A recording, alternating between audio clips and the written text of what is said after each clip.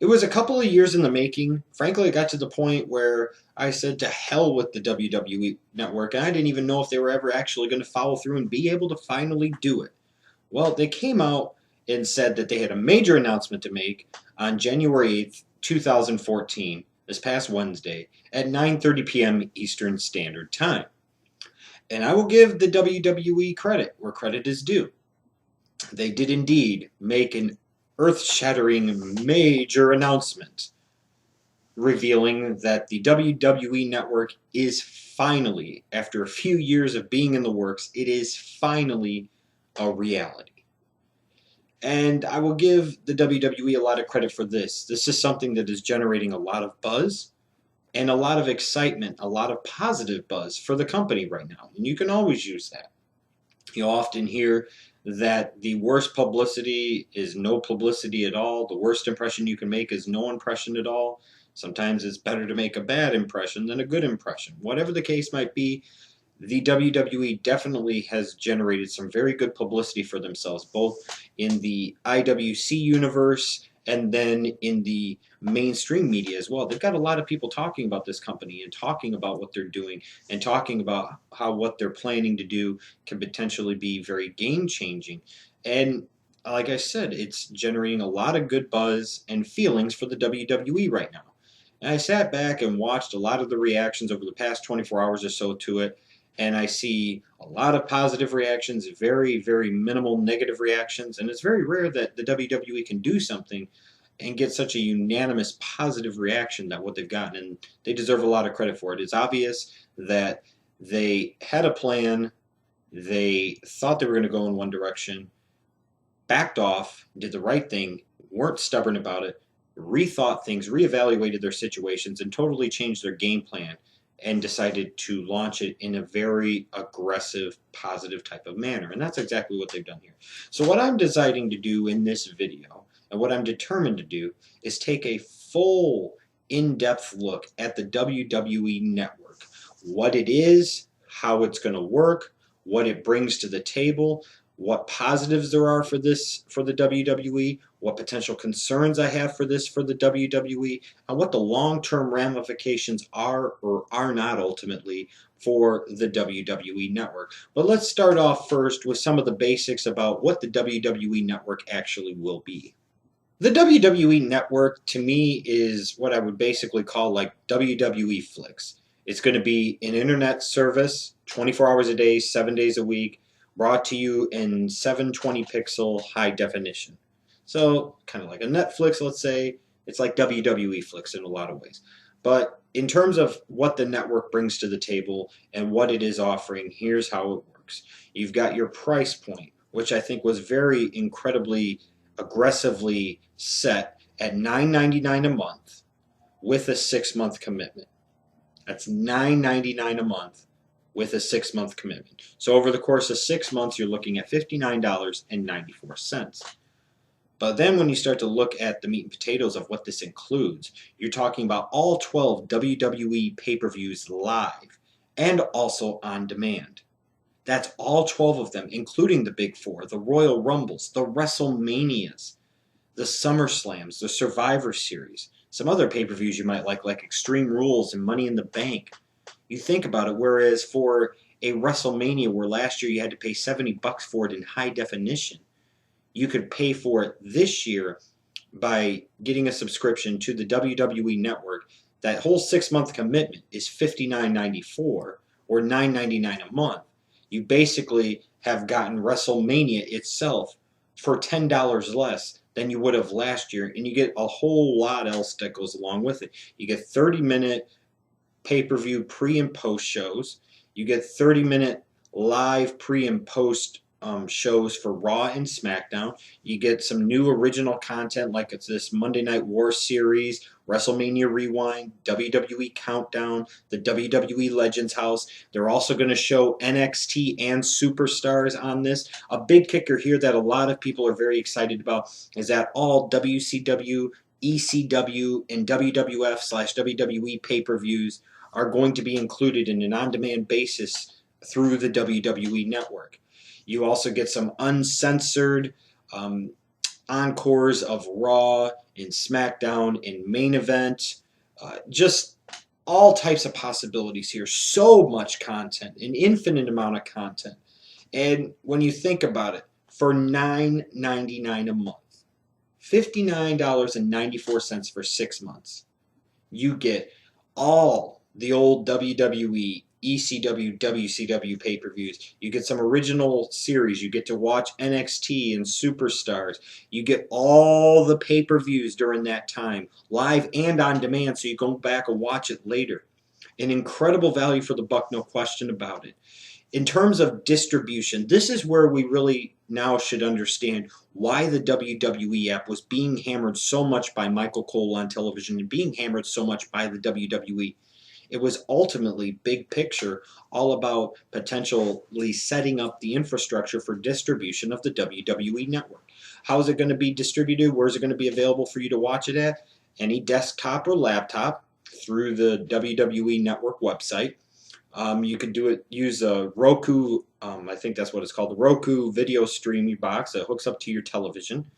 It's also available through the WWE app, and this is a big key, why they've been pushing it, why they're making such a big deal about the fact that they have over 9 million people that have downloaded the WWE app, and why they made the WWE app free for download. It was because, again, they were trying to lay the groundwork and the foundation, the infrastructure, to be able to reach millions upon millions of people with the WWE Network through the WWE app on people's mobile devices like Kindle Fire and Androids and iPads and iPhones and iTouches, iPod Touches, whatever the case might be. It's got a great distribution network. PS3, PS4, Xbox 360.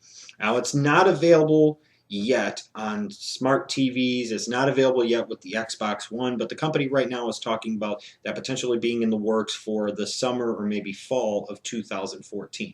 In terms of its availability, one small downside to this right now is that it's only available here domestically in the United States, and that'll be February 24th, 2014 at 9 a.m. Eastern Standard Time. That's when you can first go to the website and place your order to get your subscription to the WWE Network. And then it goes live later that day at 11:06 p.m. Eastern Standard Time. And then as far as other places like the UK and Australia, and it sounds like Canada, other places around the globe, you're looking at availability of late 2014, early 2015. How do you get it? Again, you go to WWE.com. It'll walk you through, and it's obviously going to do that. It'll take a blind person not to be able to see it. They'll walk you through. You can pay either through credit card. I would have to imagine that would include debit cards as well. Will also accept PayPal for those of you that don't have credit or debit cards. I would imagine that they would also accept like prepaid cards that you can go to Walmart and get, or somewhere else like that. So the price point is incredibly aggressive. It includes an ungodly amount of content, both current and past. You're talking about including all pay-per-views and all the different avenues of distribution where people can actually watch this, and being able to set up one account and be able to view it on several different devices that they may have, instead of maybe only having on one or two and then having to create another account and pay an additional amount or whatever the case might be to put it on others. This is a big reason why so many people are excited about this WWE Network, because of what it's bringing to the table and the price point that it's available at. It was incredibly and intelligently structured by the WWE to be a very big shock and awe initial public offering, so to speak. So now let's take a look at what this WWE Network could potentially mean for the WWE from a fiscal standpoint, the financials, the revenue that it could generate, the profits that it could help generate for the WWE. I have to believe deep down that a lot of shareholders are going to be very pleased and excited about the possible new streams of revenue that are going to come from this WWE Network. But it's important to be able to quantify it and attach numbers to it. And I did this a little bit earlier today. So just follow with me here for a second. This will help kind of paint a picture. The WWE in their SEC filing said that they anticipated having a goal of wanting to get anywhere between 1 to 2 million subscribers by the end of the first year consistently to the WWE Network, somewhere between 1 to 2 million in terms of a recurrent, consistent subscriber base in order to make this a really viable, strong, healthy project for the WWE to continue to undertake. Now, they've also said that they would need somewhere between 800,000 to a million subscribers to break even with this venture.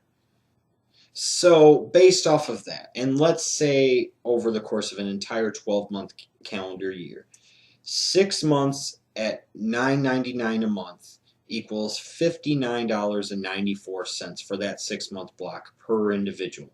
Based off of the math, in order for them to break even over the course of an entire year, let's say at a million subscribers, consistently throughout the course of the entire year, they would have to make about $120 million. $120 million. Now let me break this down by a 6-month basis. If the WWE gets a million subscribers, they make about, in a 6-month stretch, about $59,940,000. Multiply that by 2 over the course of an entire year, you're right at about $120 million. So we're establishing that right now as kind of like the baseline of cost for the WWE for this venture. As you figure they have to cut the MLB people their share for utilizing their resources to help distribute this network. But let's say the WWE in the first 6 months gets 1.5 million subscribers. That's $89.91 million. Let's say in that first 6 months they get 2 million subscribers. Let's say between February 24th and August 24th. In that 6-month period, they got a total of 2 million people to subscribe to that WWE network. That's 119,880,000. They basically would have already broken even in a 6-month period of time. What does that mean to the company? That if we're establishing that they need 1 million subscribers over the period of an entire year, meaning the total cost for this venture they feel is about $120 million or so, that if they get 2 million subscribers to hook up in that first 6 months at that $9.99 a month price point, they will have made their money back in 6 months with 2 million subscribers. If they get, let's say, 3 million subscribers, they get really ambitious and it really hits the ground running and running strong. That's $179.82 million just in 6 months. If they get to 3 million, they will have made a profit of about $60 million. Now multiply that by 2. Let's say you get 2 million subscribers over the course of an entire year. 2 million subscribers, 2 million unique subscribers over the course of an entire year, 2 million to run consecutively over the course of an entire year. That's $239,760,000. They will have doubled their money with this venture. This is incredible for the WWE. This has the chance to be a tremendous cash cow for this organization. Now, I'm not unrealistic. I understand the concept from a business standpoint of taking something that you want to make sure it hits the ground running and introducing it at a really low, really aggressive price point and make that price point a hook. And it's not just the price itself, it's the value. I work in sales. I understand the concept of you want to focus as much away from the price as possible and focus on the value. You need to create value. Talk about your features, talk about your advantages, talk about your benefits and how those justify the price. Well, you don't have to do too much of that when you're talking about it for $9.99 a month. And you're saying, okay, if you usually buy WrestleMania, and that's the only pay-per-view you buy every year, in that 6-month stretch, you've paid for it and you got other stuff to go along with it, what the hell?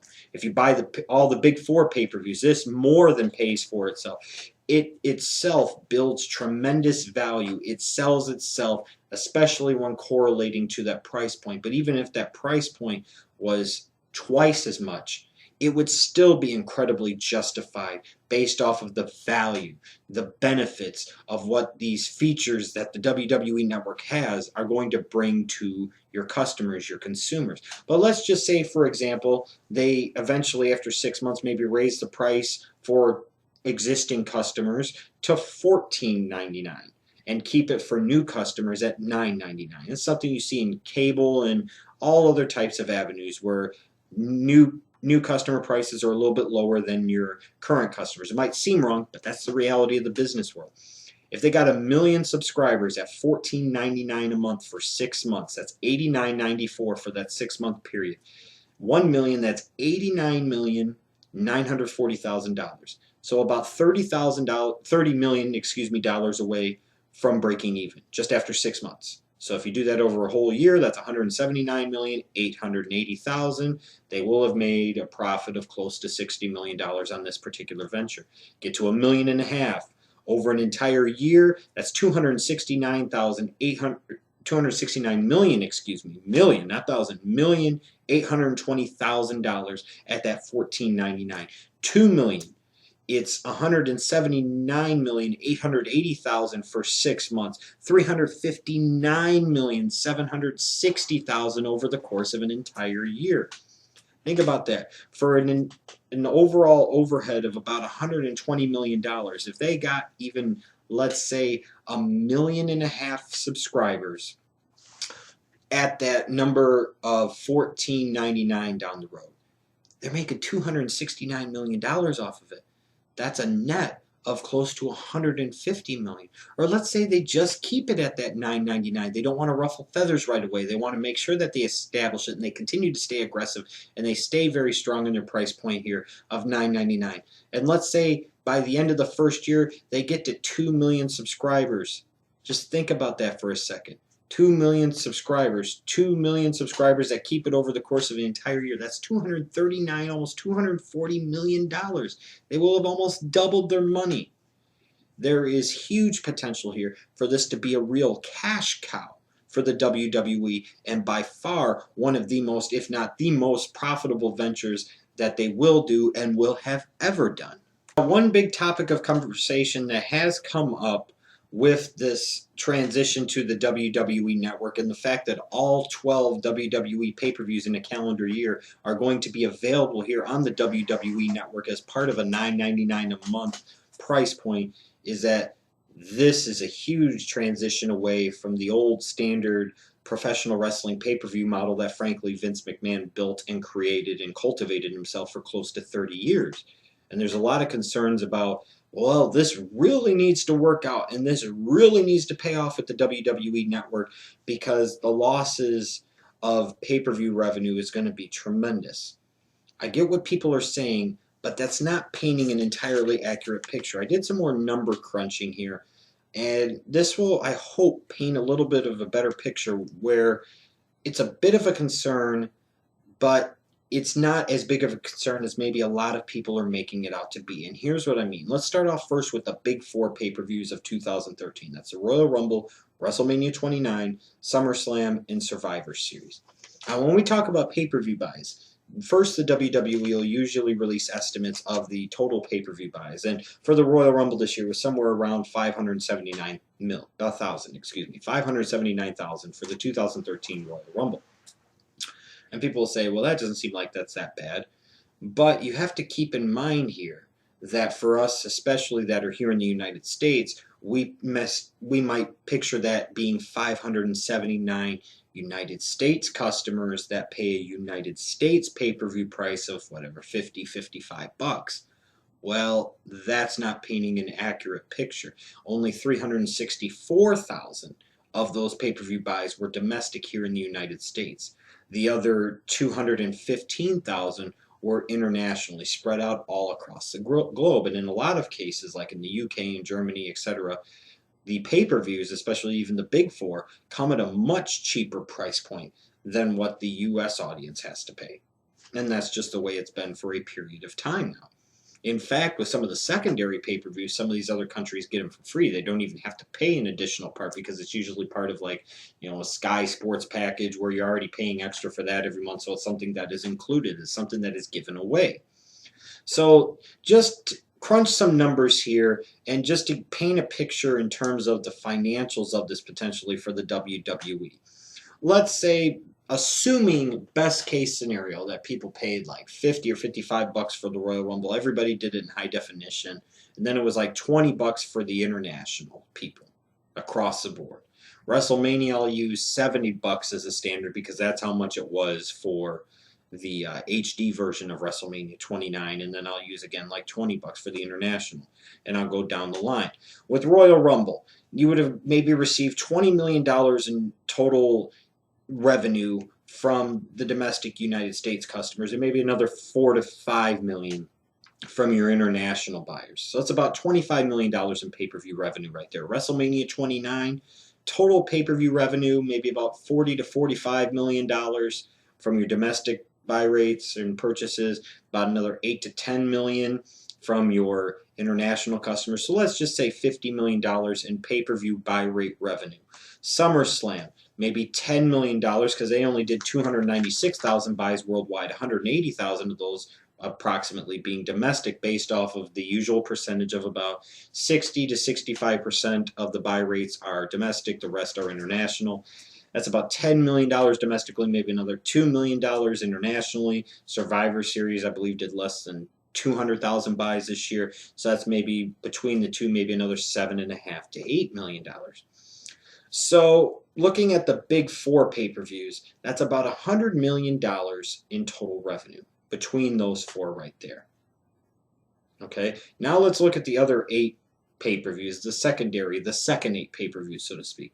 They average about 200,000 buys, give or take a little bit, using normal percentages of domestic to international buys. It's maybe about 120,000 domestic buys every month, about 80,000 international buys a month. So you're averaging, 60% domestic, 40% international. So let's say that on average per pay-per-view, your revenues are close to what Survivor Series would have been. So somewhere around $7.5 to $8 million in revenue coming from pay-per-view buys for each of those 8 secondary pay-per-views. Let's just say that. And then round it off to about $60 million. So you add the two figures from the big 4 and the second 8. It almost sounds like I'm giving you some Scott Steiner math here. That's about $160 million in pay-per-view revenue. And what's happening is a lot of people are thinking about this in a very antiquated way, and understandably so, because that's how the infrastructure has been set up for so many years, especially over the past 2+ decades. You could say close to 30 years now. Is that we're thinking about it in terms of pay-per-view buy rates, and even if they only have 200,000 buys, it's 200,000 buys, 120,000 of those being at $45, and 80,000 of those being at $20, and How are you going to be able to make your money back if you're giving the pay-per-views basically for $9.99 a month on the WWE Network? Well, it's very simple. Let's look at it this way. Let's establish $160 million in total pay-per-view revenue from buy rates for the 12 shows, the 8 secondary pay-per-views, and the big 4 pay-per-views, including WrestleMania. $160 million. If you got 2 million people the first 6 months to subscribe to the WWE Network at $9.99 a month, and they all paid, that's 119,880,000. So you're about $40 million in the hole. Let's say then that 1 million of those do a second 6 months. That's another 59,940,000. So you do the math on that. You're talking about 178, 579, a little shy of $180 million in revenue for the WWE Network, something that hasn't existed before. You're making more money off of that than you are from the pay-per-views, while still offering those pay-per-views with your cable pay-per-view providers. So some people, like with me, I may get the WWE Network, but I might not want to take the chance of something bad going on with WrestleMania. I may pay the $60 or $70 to watch it as a pay-per-view on my television and to make sure that it works. Maybe I'll be more willing to chance it with Extreme Rules and some of those other shows. But they might still get some pay-per-view revenue streams, especially in 2014, since the network is only available in the United States domestically. Places like the UK, Australia, what have you, those places that want those pay-per-views are still going to have to pay pay-per-view prices, even if it is $20. So you're still going to be getting money from them, and you still have some people domestically that will choose the option of paying for the pay-per-view, as crazy as it might sound. So for those that sit there and say, well, this is very risky and very dangerous, and the WWE is risking a lot. Well, they had no choice.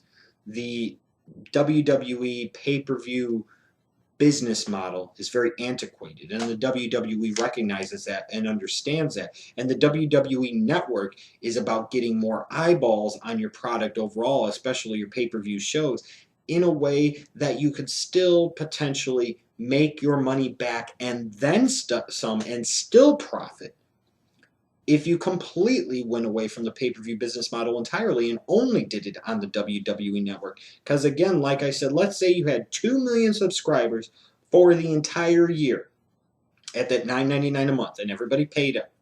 That's 239,760,000. That's almost an $80 million profit compared to if you paid for the regular prices for the pay-per-views based off of the buy rates of the WWE in 2013.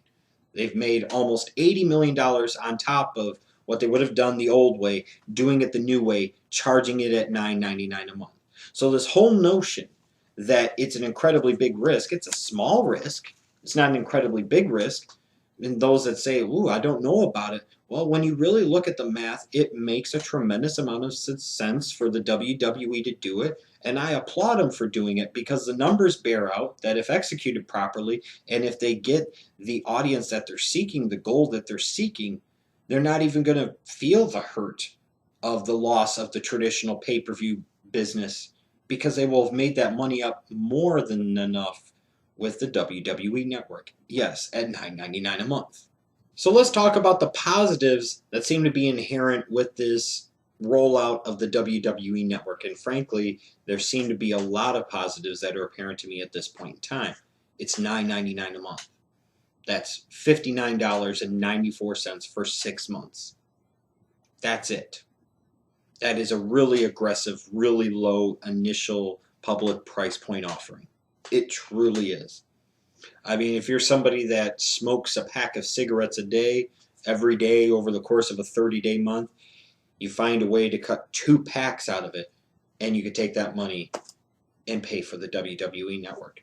It's just saying if you buy 2 20-ounce sodas at the gas station every day and they're $1.50 a piece, you cut one of those out every 4 or 5 days, you've paid for the WWE Network. The price is incredibly attractive, especially when you consider the value that you get for that $9.99 a month. It is tremendous value. All 12 pay-per-views, or every pay-per-view every month, both live and on demand. You get all the original programming, the Legends House, the WrestleMania Rewind, all this other stuff. You get the video library, the extensive WWE video library with all the old WWE, WWF, WCW, ECW pay-per-views, etc. And this is where that investment by Vince and the WWE back in 2001 to get WCW for like $4.5 million just to get their hands on the video library and the naming rights, and paying a price to get ECW and that video library and that name. This is where it pays off tremendously to have that access that's already been well paid off for in the past. Now you're just using it at a profit, basically. That's exactly what it is. It's tremendous. This is also a chance to get more people's eyeballs on your product wherever they are. They don't just have to be watching from a standard desktop or laptop. They don't have to just be watching from home.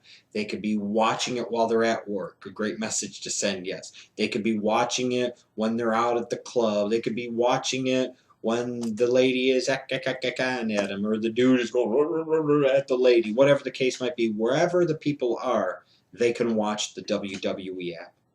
It's tremendous that they've set it up this way. It's also, to me, an interesting admittal by the WWE that the old pay-per-view system is antiquated, and for as many years as they fought against the grain, they now understand, realize, and accept the fact that while they once did it and it was great, just because it was great for a long period of time does that mean that it's going to be great in the future.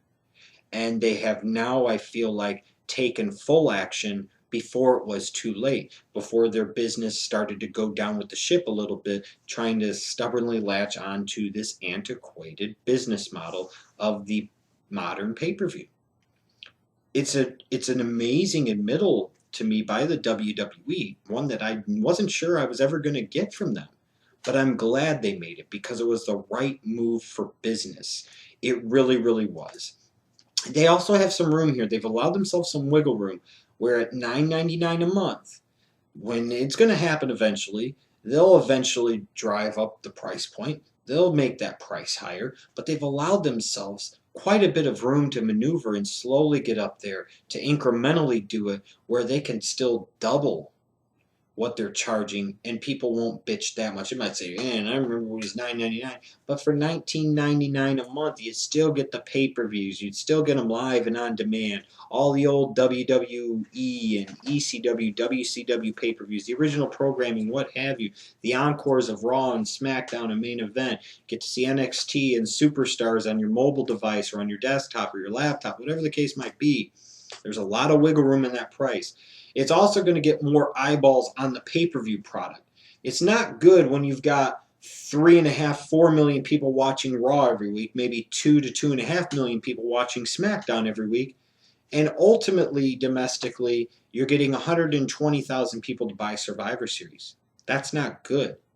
That is a very, very small percentage of your overall audience that is paying to watch your blow-offs to these storylines. That is not paying to watch, it's a small portion actually, that is paying to watch these stories unfold and climax and everything else. It's a very large size part of your audience and contingent of your audience, the vast majority of your audience that is taking a pass. They are not paying the money to see these pay-per-views. They are not dropping that money. They're not seeing the climaxes to these storylines, and that ultimately is not a good thing. Whereas for so many years as a business, you've made it where it was about the ratings, but then it became about the pay-per-views too, obviously. Now you're getting to the point where you're building up people during the television show to get them amped up to drop their money for the pay-per-view, and the people aren't dropping the money for the pay-per-view because it's too expensive, because they don't do as good of a job building to it, whatever the case you want to say. But the bottom line is this is definitely going to get more eyeballs on the pay-per-view product while people actually pay for it. It's also, to me, a clear example of the WWE catching up with the times.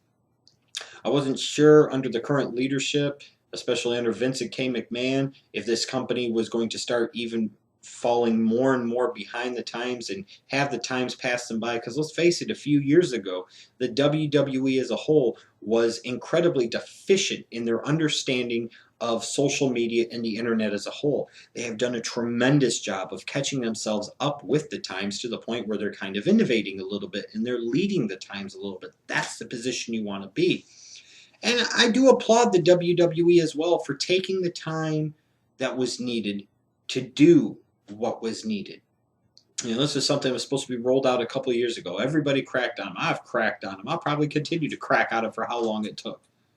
But they were starting to do it the old-fashioned way. They were going to go through cable providers and satellite providers, and people didn't want to pick it up, and and they were facing out, backlash, and they weren't getting the response that they thought they were going to get. So instead of trying to stubbornly, continuously try to beat down that door, they audibled.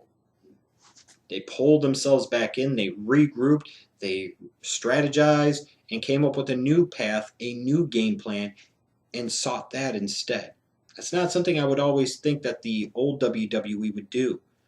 They adjusted on the fly, took their time, said, let's make sure we've got one chance to do it, let's do it right, and they did. They took that time that was needed, took some lumps on the chin, had to deal with a lot of awkward questions over the past couple of years, and to be fair, they set themselves up in that position to do that. But it was better that they ultimately did it this way, and instead of trying to rush something out there or trying to continue to fight against cable and satellite providers that really weren't having it. And I also like the fact that they got the proper partner in MLB to help them with the streaming process. It would be one thing if the WWE tried to undergo this all on their own. They don't quite have the infrastructure set up, I don't believe, to be able to do this. So they get a partner that has over a decade of experience doing this, that has experienced some of the problems that could come along with this, some of the pitfalls, some of the kinks, some of the bugs. They've got somebody that knows what they're doing. They weren't so proud and so arrogant as they might usually be to sit there and say, hey, we know what we're doing. We don't need anybody's damn help. They said, no, you know what? We need to make sure we grab the proper partner for this ambitious endeavor, and they have.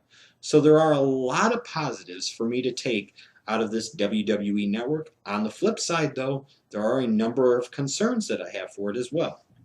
I do have a lot of concerns with the WWE network and how things are going to play out and how things are going to work. Because let's face it, it's kind of that fear of the unknown that makes you uncertain of a lot of things.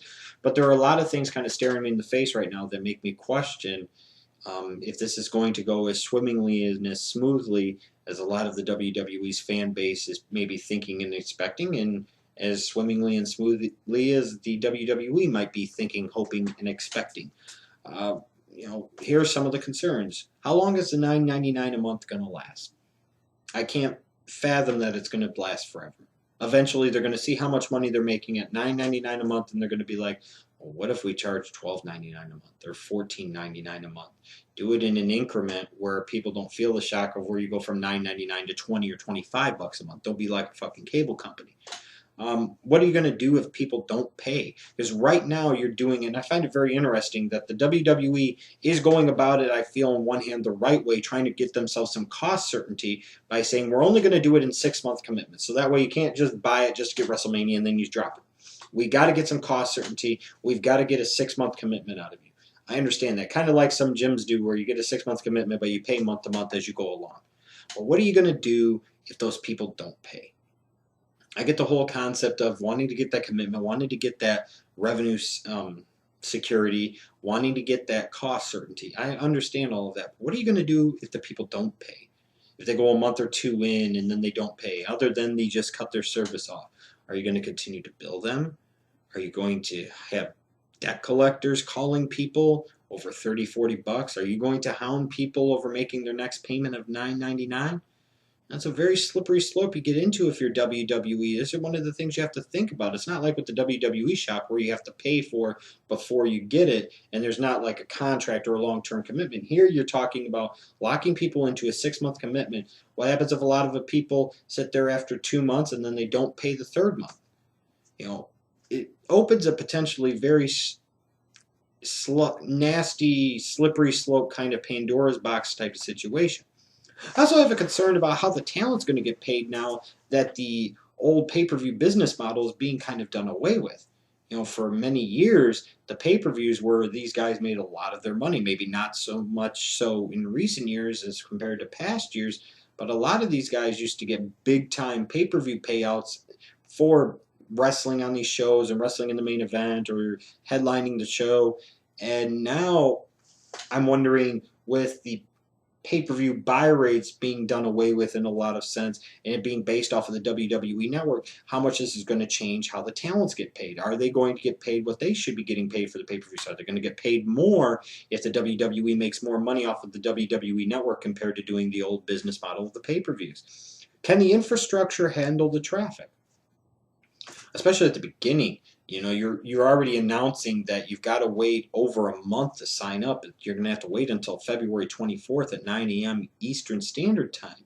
Whereas 14 hours later at 11:06 p.m. Eastern Standard Time, you're going to be going live with the network. That's 14 hours. You're going to have a huge influx of people trying to order it. You're going to have all types of problems. I don't necessarily agree with them waiting until the last possible minute to have everybody sign up. And, when you think about websites that had huge rollouts that went poorly, how about healthcare.gov? Do you really want to have that type of monster on your hands? You have this, in this case, you could talk about the healthcare stuff. That's an entirely different subject for another time. But when you look at the WWE standpoint, you've got this potentially great product being offered at this awesome, aggressive price point. But it's not going to matter if people can't get onto the site and they can't sign up for it, if they can't give you their money that they're saying, screaming, take my money, please, just fucking take it. Can their infrastructure handle that initial rush, handle that traffic? What happens if and when the site crashes? It's going to happen. It's bound to happen. How does the WWE handle it? How are they going to react to it? How are they equipped to handle it? That's a serious question. I mean, we could talk about what's happened with ROH and how much that hurt the company with people always paying for the iPay-per-views and the streams always being bad. You could say, well, that's ROH. Yeah, that is ROH, but it's still indicative of a problem. If the people are paying for the streaming service and it's not streaming that creates a potential monster. I mean, what does happen if the stream is poor or it stops working during a pay-per-view, during something that you're showing on there live? That could be disastrous. Imagine if you're streaming WrestleMania to 1.5 million users, subscribers on the WWE Network, and the feed or the stream goes out for even 10, 15, 20 minutes, let alone half hour or an hour. The whole site crashes because the servers can't handle the additional traffic. You've got an ugly situation on your hand. You've got a monster. You've got people demanding refunds. You've got people pissed off about your product. These are things that I'm sure the WWE has thought about, but I'm not sure if they're fully equipped to handle yet, or they fully know how they would handle it. How prepared is the WWE to be in the customer service business? Now they're going to be in an entirely different environment. Now you're going to have to deal with customers 24 hours a day, 7 days a week. I'm sure they're going to outsource those call center jobs to another country and pay people pennies on the dollar to do what they could do here in the U.S. But how prepared are they to be in the customer service business? How patient will the WWE be with this venture if the subscriber count isn't what they anticipated it being, what they banked on it being, what they hoped it being, what they needed it to be early on? What happens if those initial numbers are disappointing?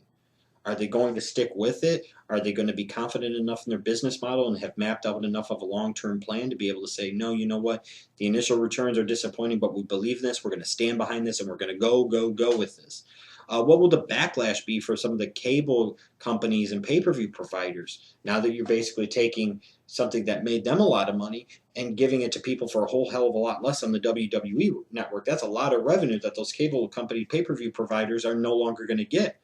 You got to imagine some of them are going to yank the WWE pay-per-views off entirely. There's got to be some backlash. Are they prepared to stand their ground? Are they prepared to deal with that backlash?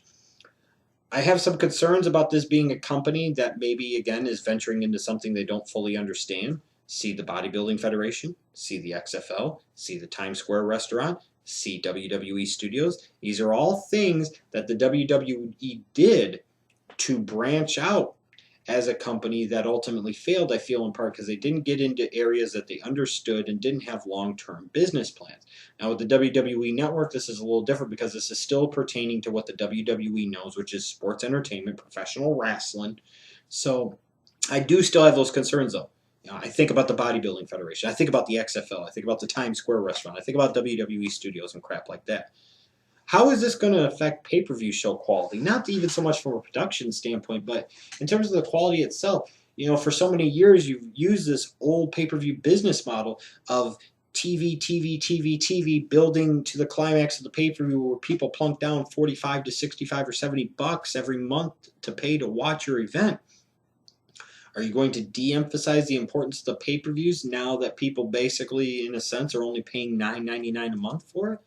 Are you still going to strive to give them $50, $60, $70 quality, which sometimes we question whether or not the company's been doing anyways the past few years? Are you going to still strive to give the best quality you possibly can at a $9.99 or $14.99 or $19.99 price every month? Serious concern. If you have less incentive financially to do it, are you going to be able to think about the big picture? Are you going to strive to be the best professionals you can to give us the best quality pay-per-view shows you can every month, even if we're only paying that $10 a month on the WWE app or network, whatever? Will Raw, SmackDown, and main event suffer because of this? Is there going to be such an emphasis on the WWE network that the live show like Raw or the shows like SmackDown or Main Event that are on other cable television networks are going to suffer because they're going to be de-emphasized, they're going to be not focused on as much, and they're going to go to the back burner a little bit with this aggressive, ambitious project of the WWE Network for the company in 2014. Could this be too much of a good thing? Could this be too much? I've talked about it before. There's a lot of WWE out there. There's a lot of pro wrestling out there. Does it get to the point where even no matter how good it is, it's just too much? And people will get so caught up in it and so consumed in it the first couple of months, but by the time they get to like the 6th month, the last month of the subscription, you're like, you know what? I've grown a little tired of this. I've grown a little bored of this. I've overdone it. And now not only am I not interested in renewing my subscription to the WWE Network, I'm not going to watch Raw or SmackDown or Main Event for a little while because I'm going to take a break. There's a very big burnout possibility for your fan base, your customer base with this, and the WWE has to be very mindful and careful of that. Um, how how successful actually will your international launch be? I could envision this is going to be a little bit of a harder sell to, let's say, people in the UK, where they're used to getting a couple of pay-per-views basically free every year on, let's say, a Sky Sports package. And then for most of the other pay-per-views, they're maybe paying 15 to 20 pounds or 15 to 20 bucks, whatever the hell, pounds, bucks, whatever. Now you're going to tell them that they have to pay 10 bucks a month to get it. It's a value, yes. It's still a tremendous value, but it might be a little bit of a harder sell. So I'm wondering how successful this is going to be on an international basis. And how long will the initial bugs that we know are going to happen? They are inevitable. Every time you go into a new venture, there are always going to be kinks. There are always going to be potholes in the road. There are always going to be bugs to work out. How long is it going to take to work them out? How long is it going to take for the WWE to make sure that things run as smoothly as they possibly can? I don't want to sound like a Dougie Downer here or a Nelly Negatory here, because there are a lot of positives with this WWE network.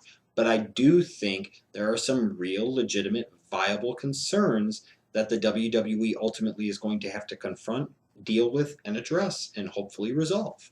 So the ultimate question that you might be asking after watching this video, or a lot of people are going to be asking, is this WWE network going to be a huge rousing success that changes the way the professional wrestling business is done and establishes the WWE as a cutting edge multimedia empire through the whole 21st century? Or is this going to be an epic flop, something that does not go well for the company and ultimately is a disaster that is felt by the company and the professional wrestling business as a whole for many, many years to come? And I guess my best answer is I would have to envision that this will be successful, but at the end of the day, it really won't matter.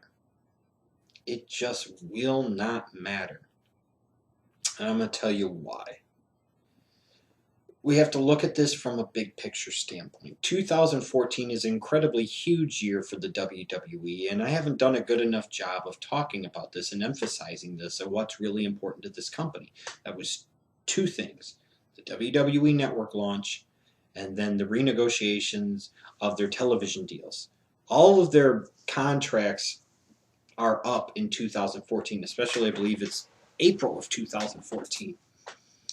Those are the two big focuses and pieces of emphasis for the WWE this year. There's no question about that. And that's what they should be, because these are things that potentially affect the company for the next decade and farther on down the road.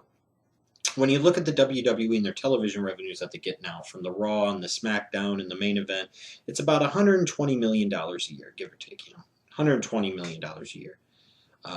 Their deal, like I said, expires in the spring of 2014. This is their chance to see if they can get more money out of NBC Universal, or are they going to get more money somewhere else? It's a question. The WWE is going to find that out over the next couple of months. But the reason I say that the WWE Network doesn't matter that much in the grand scheme of things, okay, let's say the WWE network in 2 years was a failure, a complete failure, and it cost you $240 to $250 million to do, and you only received 50% of that back in revenues from people subscribing to the network. So you took a $125 million loss. Well, it's not my money, so obviously it sounds like I'm minimizing it. I'm not, but we have to think big picture here. Let's think about this from a television revenue standpoint and give you a good basis of comparison. And I wrote this down because I wanted to make sure I didn't miss any key points, so that way I could illustrate what I'm trying to say as effectively as I possibly can to you.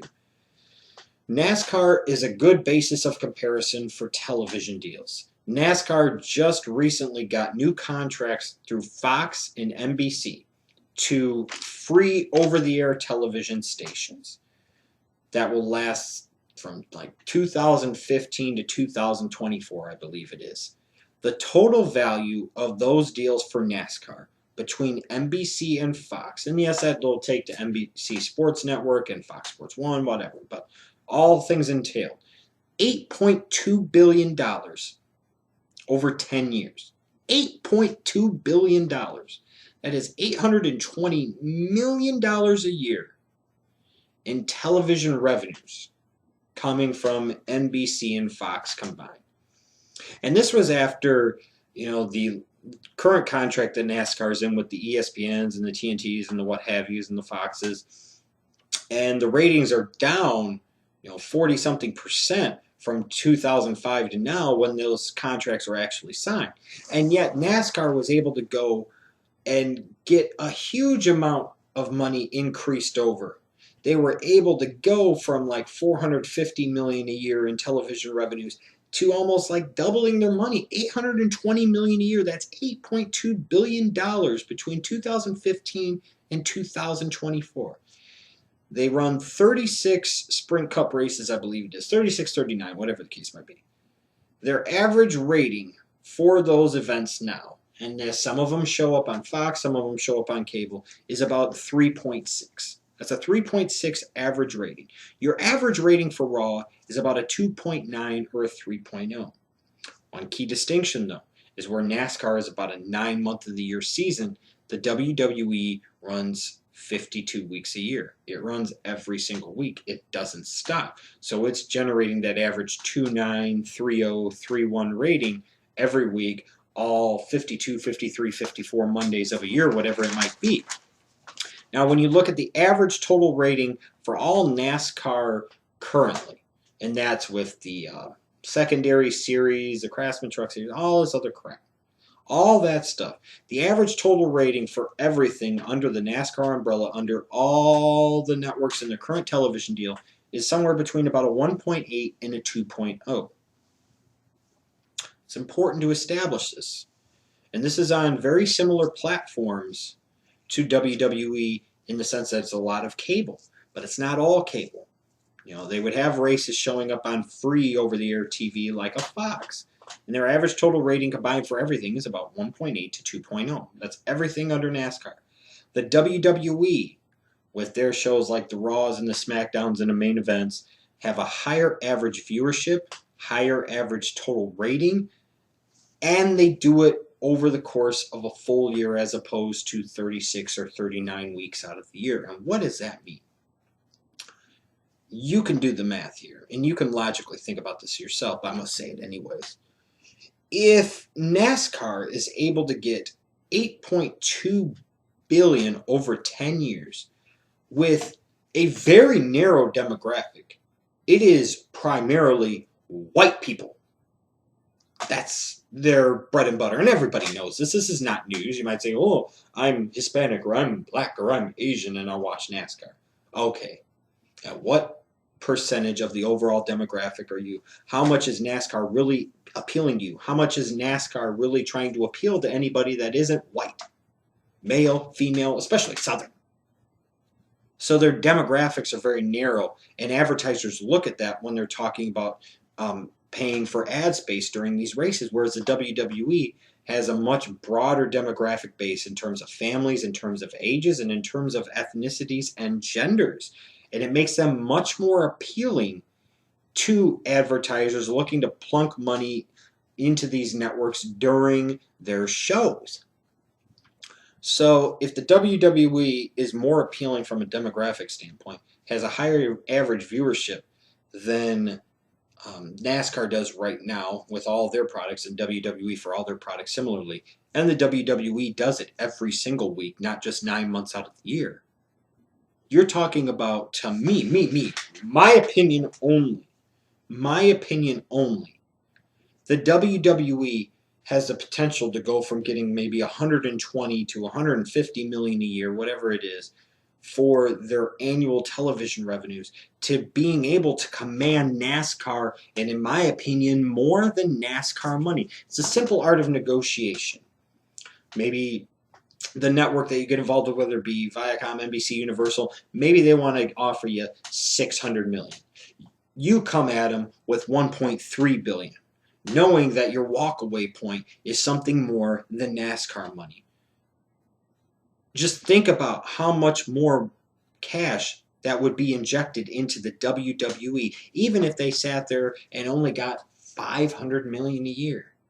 I say only, like it's not a big deal. It's a huge deal. But you go from 120 million to even, let's say, 500 million. And I can't envision the WWE getting anywhere close to that low of a number because the math just wouldn't make sense. The WWE has to get close to NASCAR money, if not more so, because of their broader international appeal and their broader appeal amongst many demographics in terms of ethnicities, ages, and genders, and socioeconomic backgrounds. The WWE should be able, I would think, in my opinion, to get somewhere between, over the next 10 years, 8 to 10 to maybe even 11 or 12 billion dollars. If you're able to go from 120 million a year to almost $1 billion a year, an 800 million, 900 million dollar increase every year consistently over the course of an entire decade, just from your television rights, just from that. If you lost $200 million from the WWE Network, who gives a shit? If you make money with the WWE Network, that's just more money to save, put in the bank for a rainy day, and reinvest in the company and buy more stock with and do other things with and get antsy with. So as much as we're going to hear about the WWE Network matters, it matters to a degree. But the bigger thing for the WWE is still to come later on in 2014, and not even that much farther down the road. And that is when we find out how much they get for their TV rights. It's going to be a huge number. And it's going to be so many times more over compared to what they're getting now. And it's going to be such a boon for the WWE, such a cash cow for the WWE. It's going to make so many people involved with the company so damn rich. It's probably going to be tremendous for the stockholders, like I would anticipate the WWE Network will be. That at the end of the day, the WWE Network is going to be more of a feather in the cap than a real building block of the company, frankly.